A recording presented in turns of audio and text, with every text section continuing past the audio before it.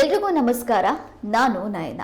ICC T20 world ಕಪ್ಗೆ ಈಗಾಗಲೇ ಮುಹೂರ್ತ fix ಆಗಿದ್ದು ಎಲ್ಲರ ಚಿತ್ತ ಅತ್ತ ಕಡೆ ಹತ್ತಿದೆ. ಐಪಿಎಲ್ ಹಂಗಾಮದಲ್ಲಿ ಬ್ಯುಸಿಯಾಗಿದ್ದಂತೆ ಬಿಸಿಸಿಐ ಭಾರತ ತಂಡವನ್ನ ಯಾವಾಗ ಪ್ರಕಟಿಸುತ್ತೆ ಅಂತ ಕ್ರಿಕೆಟ್ ಅಭಿಮಾನಿಗಳು ಎದುರು ನೋಡ್ತಾ ಇದ್ರು. ಸದ್ಯ ಕುತೂಹಲಕ್ಕೆ ಬ್ರೇಕ್ ಬಿದ್ದಿದ್ದು ಭಾರತದ ಟಿ20 ವಿಶ್ವಕಪ್ ತಂಡ ಪ್ರಕಟ ಮಾಡಲಾಗಿದೆ. ಅಜಿತ್ ಅಗರ್ಕರ್ ನೇತೃತ್ವದ ಆಯ್ಕೆ ಸಮಿತಿಯು 15 ಜನರ ತಂಡ ಮತ್ತು 4 ಮೀಸಲು ಆಟಗಾರರ ಪಟ್ಟಿಯನ್ನ ಬಿಡುಗಡೆ ಮಾಡಿದೆ. ಹಾಗಾದ್ರೆ ತಂಡದಲ್ಲಿ ಯಾವೆಲ್ಲ ಆಟಗಾರರಿಗೆ ಮಣೆ ಹಾಕಲಾಗಿದೆ? ಹೊಸ ಆಟಗಾರರಿಗೆ ಅವಕಾಶ ಸಿಕ್ಕಿದ್ಯಾ? ಯಾವೆಲ್ಲ ಆಟಗಾರರಿಗೆ ಕೋಪ್ ನೀಡಲಾಗಿದೆ? ಈ ಕುರಿತ ಸಂಪೂರ್ಣ ಮಾಹಿತಿಯನ್ನ ನಾವು ನಿಮ್ಗೆ ಕೊಡ್ತೀವಿ. ವೆಸ್ಟ್ ಇಂಡೀಸ್ ಮತ್ತು ಅಮೆರಿಕದ ಜಂಟಿ ಆತಿಥ್ಯದಲ್ಲಿ ಜೂನ್ 2ರಿಂದ 29ರವರೆಗೆ 2024 ಸಾಲಿನ ಐಸಿಸಿ ಟಿ20 ಕ್ರಿಕೆಟ್ ವಿಶ್ವಕಪ್ ಟೂರ್ನಿ ನಡೆಯಲಿದೆ. ಮಹತ್ವದ ಟೂರ್ನಿಯಲ್ಲಿ ಭಾರತ ತಂಡವನ್ನ ಅನುಭವಿ ಓಪನರ್ ರೋಹಿತ್ ಶರ್ಮಾ ಮುನ್ನಡೆಸಲಿದ್ದಾರೆ. ಟೀಂ ಇಂಡಿಯಾ ಸೆಲೆಕ್ಟರ್ಸ್ ಮಂಗಳವಾರ ಮಹತ್ವದ ಸಭೆ ನಡೆಸಿ 15 ಆಟಗಾರರ ಬಲಿಷ್ಠ ತಂಡವನ್ನ ಆಯ್ಕೆ ಮಾಡಿದೆ. ನಿರೀಕ್ಷೆಯಂತೆ ಕೆಲ ಆಟಗಾರರಿಗೆ ಸ್ಥಾನ ಸಿಕ್ಕಿಲ್ಲ.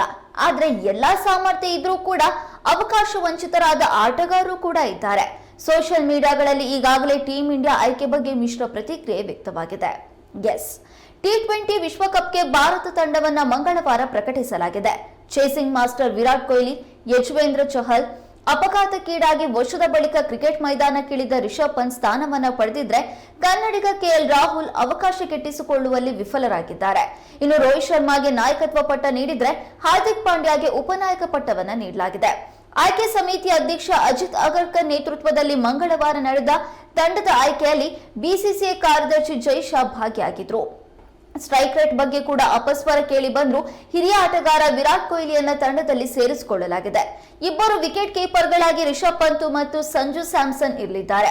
ಯುವ ಆಟಗಾರ ಡ್ಯಾಶಿಂಗ್ ಓಪನರ್ ಯಶಸ್ವಿ ಜೈಸ್ವಾಲ್ ರನ್ನ ತಂಡಕ್ಕೆ ಸೇರಿಸಿಕೊಳ್ಳಲಾಗಿದೆ.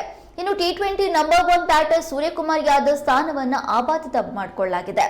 ಇನ್ನು ಆಲ್ರೌಂಡರ್ಗಳ ಸಾಲಿನಲ್ಲಿ ಹಾರ್ದಿಕ್ ಪಾಂಡ್ಯ, ಮೊದಲ ಸಲ ವಿಶ್ವಕಪ್ ಆಡ್ತಾ ಇರುವ ಶಿವಂ ದುಬೆ, ಅಕ್ಷರ್ ಪಟೇಲ್, ರವೀಂದ್ರ ಜಡೇಜಾ ಇರಲಿದ್ದಾರೆ.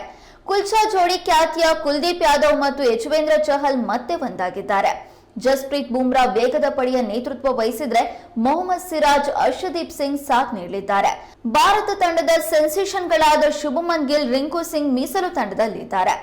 ಆದ್ರೆ 2022 ಸಾಲಿನ ಟಿ20 ವಿಶ್ವಕಪ್ ಟೂರ್ನಿಯಲ್ಲಿ ಭಾರತ ತಂಡದ ಉಪನಾಯಕ ಆಗಿದ್ದ ಕೆಎಲ್ ರಾಹುಲ್ 2024 ಸಾಲಿನ ಐಸಿಸಿ ಟಿ20 ವಿಶ್ವಕಪ್ ಟೂರ್ನಿಯಲ್ಲಿ ಆಡಿರುವಂತಹ 10 ಪಂದ್ಯಗಳಲ್ಲಿ 406 ರನ್ ಬಾರಿಸಿದ್ರೆ, ಆದ್ರೂ ಕೂಡ ಸೆಲೆಕ್ಟರ್ಸ್ ಅವರ ಬಗ್ಗೆ ಕರುಣೆಯನ್ನ ತೋರಿಲ್ಲ. ಐಸಿಸಿ ಟೂರ್ನಿಗಳಲ್ಲಿ ಕೆಎಲ್ ರಾಹುಲ್ ಈವರೆಗೆ ಸಿಕ್ಕಿರುವ ಅವಕಾಶಗಳಲ್ಲಿ ಪರಿಣಾಮಕಾರಿಯಾಗಿ ಆಟವಾಡಿಲ್ಲ. ಹೀಗಾಗಿ ರಾಹುಲ್ ಸ್ಥಾನಕ್ಕೆ ಯುವ ವಿಕೆಟ್ ಕೀಪರ್ ಬ್ಯಾಟ್ಸ್ಮನ್ಗಳನ್ನ ಸೆಲೆಕ್ಟರ್ಸ್ ಆಯ್ಕೆ ಮಾಡಿದ್ದಾರೆ. ರಿಷಬ್ ಪಂತ್ ತಂಡಕ್ಕೆ ಮೊದಲ ಆಯ್ಕೆಯ ವಿಕೆಟ್ ಕೀಪರ್ ಬ್ಯಾಟ್ಸ್ಮನ್ ಆಗಿದ್ದಾರೆ. ಇನ್ನು ಋತುರಾಜ್ ಗಾಯಕ್ವಾಡ್ ಚೆನ್ನೈ ಸೂಪರ್ ಕಿಂಗ್ಸ್ ತಂಡದ ಕ್ಯಾಪ್ಟನ್ ಆಗಿ ಆಡಿರುವ 9 ಪಂದ್ಯಗಳಲ್ಲಿ 447 ರನ್ ಬಾರಿಸಿದ್ದಾರೆ. ಅತ್ಯಂತ ಸ್ಥಿರ ಪ್ರದರ್ಶನ ಕಾಯ್ದುಕೊಂಡ ಬ್ಯಾಟರ್ ಆಗಿದ್ರೂ ಕೂಡ ಇವರಿಗೂ ಅವಕಾಶ ಸಿಕ್ಕಿಲ್ಲ. ಭಾರತ ತಂಡದ ಬ್ಯಾಟಿಂಗ್ ವಿಭಾಗದಲ್ಲಿ ಅನುಭವಿಗಳ ದಂಡೇ ಇದೆ. ಹೀಗಾಗಿ ಋತುರಾಜ್ಗೆ ಸ್ಥಾನ ಕಲ್ಪಿಸುವುದು ಸೆಲೆಕ್ಟರ್ಸ್ಗೂ ಕೂಡ ಕಷ್ಟವಾಗಿದೆ. ಇನ್ನು ಮುಂಬೈ ಇಂಡಿಯನ್ಸ್ ಕ್ಯಾಪ್ಟನ್ ಆಗಿರುವ ಹಾರ್ದಿಕ್ ಪಾಂಡ್ಯ ಇಂಜುರಿಯಿಂದ ವಾಪಸ್ ಬಂದಿದ್ದು, ಹೇಳಿಕೊಳ್ಳುವಂತ ಪ್ರದರ್ಶನವನ್ನ ಈ ಬಾರಿಯ ಐಪಿಎಲ್ ನಲ್ಲಿ ನೀಡಿಲ್ಲ. ಹಾಗಾಗಿ ಅವರಿಗೆ ಈ ಬಾರಿ ಉಪನಾಯಕನ ಪಟ್ಟ ಸಿಗೋದು ಡೌಟ್ ಅಂತಾನೆ ಹೇಳಲಾಗಿತ್ತು. ಆದ್ರೆ ಅವರಿಗೆ ಮತ್ತೆ ಉಪನಾಯಕನ ಪಟ್ಟ ಒಲಿದಿದೆ. ಐಪಿಎಲ್ನಲ್ಲಿ ನಾಯಕನಾಗಿ ಮುಂಬೈ ಇಂಡಿಯನ್ಸ್ ತಂಡವನ್ನ ಮುನ್ನಡೆಸುವಲ್ಲಿ ಎಡವಿರುವಂತಹ ಹಾರ್ದಿಕ್ ಪಾಂಡ್ಯ ಅವರನ್ನ ಸೋಷಿಯಲ್ ಮೀಡಿಯಾದಲ್ಲಿ ಟ್ರೋಲ್ ಮಾಡಲಾಗ್ತಾ ಇತ್ತು. ಜೊತೆಗೆ ಮೈದಾನದಲ್ಲಿಯೂ ಕೂಡ ಹಾರ್ದಿಕ್ ಪಾಂಡ್ಯ ವಿರುದ್ಧ ಘೋಷಣೆ ಕೂಗಲಾಗ್ತಾ ಇತ್ತು. ಟಿ20 ವರ್ಲ್ಡ್ ಕಪ್ ನಲ್ಲೂ ಇದು ಮುಂದುವರಿಯುತ್ತಾ ಅನ್ನೋದನ್ನ ಕಾದ್ ನೋಡ್ಬೇಕಿದೆ. ಇನ್ನು ಐಪಿಎಲ್ ಮಾತ್ರವಲ್ಲ, ದೇಶಿ ಕ್ರಿಕೆಟ್ನಲ್ಲಿ ರನ್ ಹೊಳೆ ಹರಿಸಿರುವಂತಹ 22 ವರ್ಷದ ಯುವ ಬ್ಯಾಟರ್ ರಿಯಾನ್ ಪರಾಗ್ಗೆ ಟಿ20 ವರ್ಲ್ಡ್ ಕಪ್ ಸೆಲೆಕ್ಟ್ ಆಗ್ತಾರೆ ಅಂತಾನೆ ಹೇಳಲಾಗಿತ್ತು. ಆದ್ರೆ ಅವರಿಗೂ ಕೂಡ ಸ್ಥಾನ ಮಿಸ್ ಆಗಿದೆ. ಐಪಿಎಲ್ 2024 ಟೂರ್ನಿಯಲ್ಲಿ ರಾಜಸ್ಥಾನ್ ರಾಯಲ್ಸ್ ತಂಡದ ಪರ ಆಡಿದ 99 ಇನ್ನಿಂಗ್ಸ್ಗಳಲ್ಲಿ ಫಿನಿಶರ್ ಕೆಲಸವನ್ನ ಅಚ್ಚುಕಟ್ಟಾಗಿ ನಿಭಾಯಿಸಿ 337 ರನ್ ಅನ್ನ ರಿಯಾನ್ ಪರಾಗ್ ಬಾರಿಸಿದ್ದಾರೆ. 55.33 ಸರಾಸರಿಯಲ್ಲಿ 159.61 ಸ್ಟ್ರೈಕ್ ರೇಟ್ ನಲ್ಲಿ ಬ್ಯಾಟ್ ಬೀಸಿದ್ದಾರೆ. ಆದ್ರೆ ಟೀಂ ಇಂಡಿಯಾ ಟಿಕೆಟ್ ಸಂಪಾದಿಸುವುದಕ್ಕೆ ಅವರಿಗೆ ಸಾಧ್ಯವಾಗಿಲ್ಲ. ಇನ್ನು ರಾಯಲ್ ಚಾಲೆಂಜರ್ಸ್ ಬೆಂಗಳೂರು ತಂಡದ ಪರ ವಿಕೆಟ್ ಕೀಪರ್ ಬ್ಯಾಟ್ಸ್ಮನ್ ಆಗಿ ಕೆಳ ಕ್ರಮಾಂಕದಲ್ಲಿ ಅಬ್ಬರಿಸ್ತಾ ಇರುವ ದಿನೇಶ್ ಕಾರ್ತಿಕ್ 38ರ ಹರಿಯದಲ್ಲೂ ಕೂಡ ಟೀಂ ಇಂಡಿಯಾ ಕದ ಬಡಿತಾ ಇದ್ರು. ಆಡಿದ 8 ಇನ್ನಿಂಗ್ಸ್ಗಳಿಂದ 262 ರನ್ ಬಾರಿಸಿ ಸ್ಲಾಗ್ ಓವರ್ಗಳಲ್ಲಿ ಅಬ್ಬರಿಸಿದ್ರೂ ಕೂಡ ಖಾತೆಗೆ ಮಣೆ ಹಾಕದ ಸೆಲೆಕ್ಟರ್ಸ್ ಯುವ ಪ್ರತಿಭೆಗಳಿಗೆ ಅವಕಾಶ ಕೊಟ್ಟಿದ್ದಾರೆ.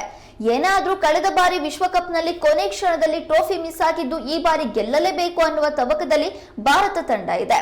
ಈಗಾಗಲೇ 15 ಜನರ ಬಲಿಷ್ಠ ಪಡೆಯನ್ನು ಆಯ್ಕೆ ಮಾಡಿದ್ದು ಇವರು ಉತ್ತಮ ಪ್ರದರ್ಶನ ನೀಡಬೇಕಾದ ಅನಿವಾರ್ಯತೆ ಇದೆ.